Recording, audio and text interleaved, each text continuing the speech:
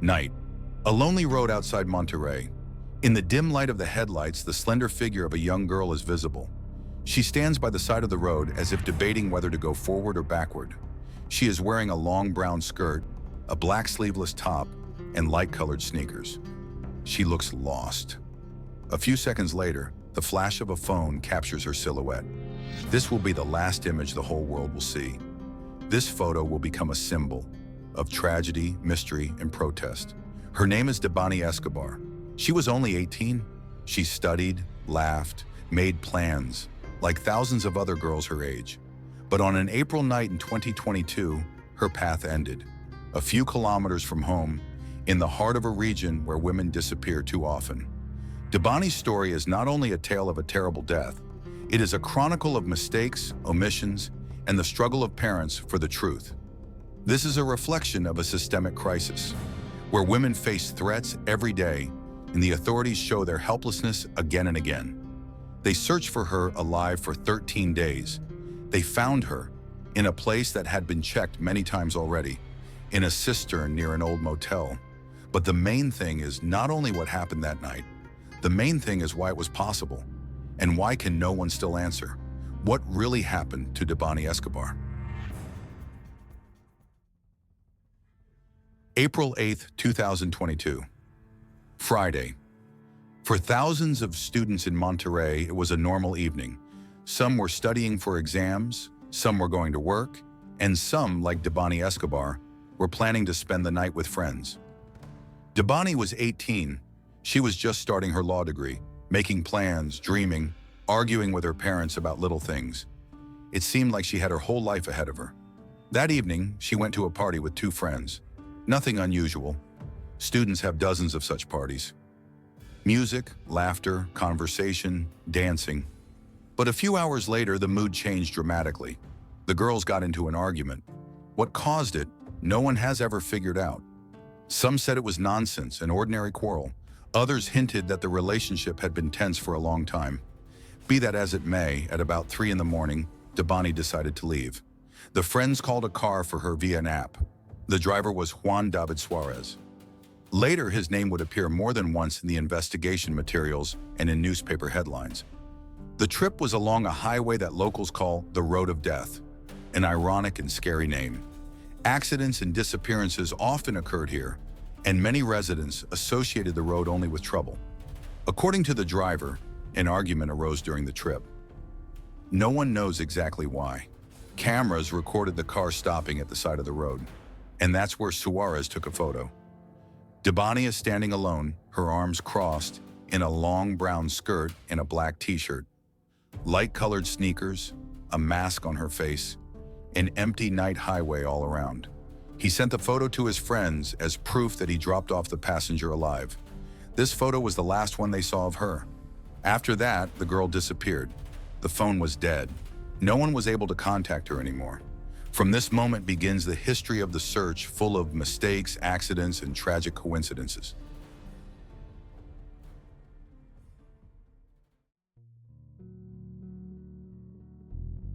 The morning of April 9th began anxiously for the Escobar family. Debanhi did not return home. At first, the parents thought that their daughter had stayed late with friends or had stayed overnight.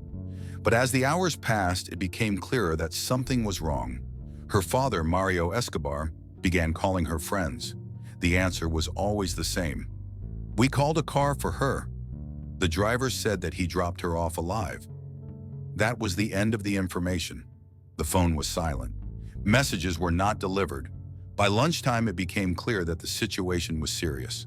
The parents contacted the police, and soon volunteers joined the search. Debanhi's photos spread across social networks. There are thousands of posts in the hashtags with her name. People who did not even know her personally wrote words of support and offered help.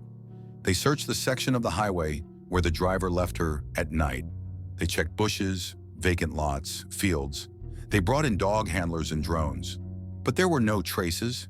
It seemed as if the girl had simply vanished into thin air. The Nueva Castilla motel immediately attracted special attention. It was located near the place where she was last seen. This building had long had a bad reputation. Locals whispered that something dark was going on there. Criminal meetings, dubious stories, strange disappearances. For several days in a row, the police searched the area. They looked into the rooms, inspected the yard, checked the pools and outbuildings. But each time they repeated the same thing: nothing found. Meanwhile, rumors appeared in the city. Some said that Debanhi decided to leave on her own. Others suspected kidnapping. Someone blamed the driver. His name appeared in the news a couple of days later, but he had his own explanation. He dropped off the passenger and never saw her again. Each new day brought contradictions. The police had a minimum of facts. The family had a maximum of despair. Debanhi's father and mother themselves walked around the area, went into houses, talked to passers-by, clung to any bit of information. And all this time, the place where her body was eventually found was checked again and again. But for some reason, to no avail. Days passed. Debanhi's parents exhausted themselves with the search. They visited every corner where their daughter could be. They walked along the highway, through fields, went into abandoned buildings. But there were no answers. 13 days of hope and horror. On April 21st, everything changed. That evening, the police came to the motel Nueva Castilla again. This place had been inspected before, more than once. But it was then, after almost 2 weeks of searching, that they suddenly reported a body had been found in one of the old water tanks. When the name became known, the whole country froze. It was Debanhi.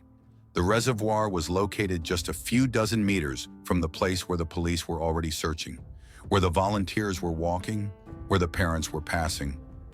And it was there in the water that they found the girl everyone thought had disappeared.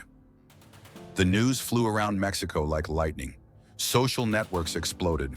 Hundreds of comments. How is this possible? Zrenia. No они проверили эту танку. Swing.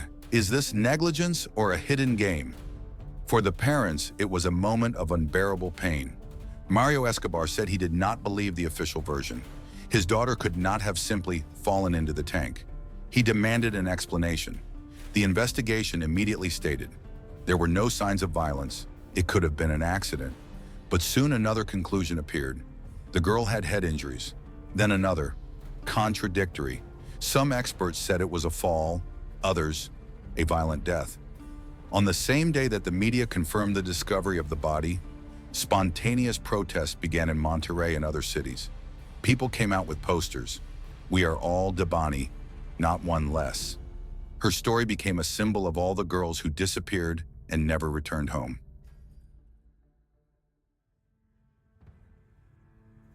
From the very beginning, the investigation seemed confusing.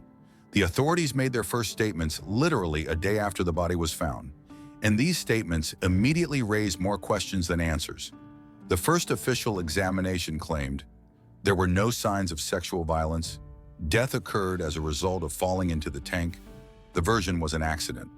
But the family refused to believe it. Too many inconsistencies. A few days later, independent experts reported something different. Head injuries were found on Debanhi's body. According to them, the blows could have been received before the girl ended up in the tank. The fall version looked less and less plausible. Later, another examination appeared, and again with different conclusions. One report spoke of violent death, another of no evidence of murder. Each new document only strengthened the feeling that the truth was slipping away. The driver, Juan David Suarez, came to the forefront. Stories surfaced in the media that women had already complained about him. There have been previous allegations of harassment and even kidnapping. He was seen arguing with Debanhi that night, but the police never provided any direct evidence of his involvement in her death. Debanhi's friends, Sarai and Yvonne, were also in the spotlight. Investigators checked their correspondence and questioned them several times. But camera footage and WhatsApp messages confirmed that they were not with Debanhi at the time of her disappearance. Their suspicions were dropped. The Nueva Castilla motel itself cast a separate shadow. Its history was dark, and its links to crime were obvious. Some journalists and activists directly stated that the building could have played a much bigger role in the girl's disappearance. But what was most striking was the work of law enforcement itself. How could it happen that the tank in which the body was found was checked several times and nothing was found? Why did the examinations contradict each other? Why did each new press conference only complicate the case? It all looked like a series of failures, and for many, like a deliberate concealment of the truth. The story of Debanhi Escobar was not just another news story. From the moment the photo of a lonely girl on the side of the highway went viral on social media, her disappearance became something more than just a private grief of one family.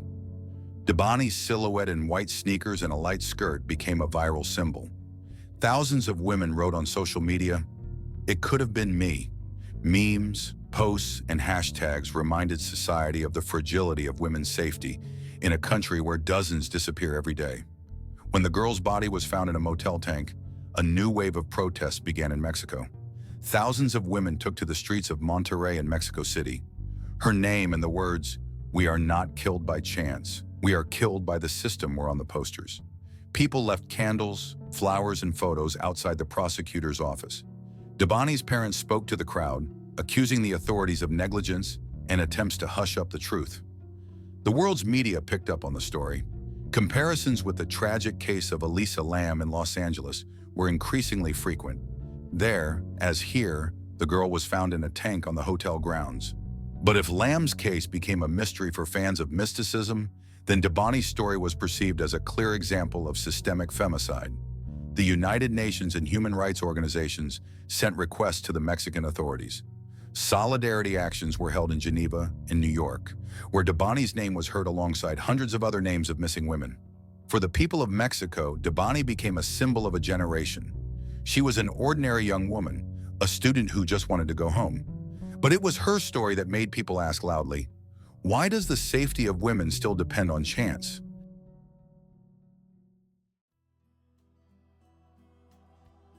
After Debanhi's body was found, her parents began a long and exhausting fight for the truth. Mario and Dolores Escobar refused to accept the first official version of an accident. They insisted on an independent examination, and it was this that revealed Debanhi showed signs of severe blows to the head.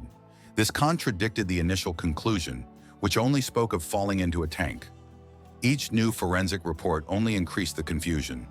Official experts said one thing, independent experts, another. For the parents, this was proof. Someone did not want to reveal the whole picture. At the hearings, prosecutors justified themselves. The case is complex. There is not enough evidence. But in the courtroom, another voice was heard. The voice of the mother and father who demanded justice. At the same time, protests were taking place outside the courthouse. The crowd chanted, "We are not silent, not one less." Women brought photographs not only of Debanhi, but also of dozens of other missing girls. The Escobar case became a catalyst. It became a powerful symbol that femicide could no longer be ignored in Mexico. Despite protests and international attention, the courts never gave a definitive answer. There were suspects, but little evidence. The taxi driver with whom the girl argued was not charged. Friends were acquitted. And the Motel Nueva Castilla continued to operate as if the tragedy had never happened. Mario Escobar said, "They want my daughter to become a statistic, but I will not allow it." This phrase became a manifesto for thousands of families across the country. Months passed. For the Escobar family, every day was an ordeal. There was an empty space at the kitchen table. Her voicemails were still on the phone, and around the house there were photographs, not as a memory, but as a living wound. But life went on. The parents began working with organizations that help other families of missing girls. They understood that their fight was not only for Debanhi, but for all those who disappeared into the shadow of silence. And yet questions remained unanswered. Why wasn't the girl found in the tank earlier, if it had already been searched? Why did the examinations contradict each other? Why was no one ever punished? These questions still hang over Monterrey, over Mexico, over the entire world. The story of Debanhi Escobar is not just a tragedy. It is a mirror in which we see our own vulnerability. Today, her parents continue to live, to get up every morning, to move on. But with them comes memory. And the main question that remains open, how many more girls must disappear before the system starts working? This was case number 99, the story of Debanhi Escobar,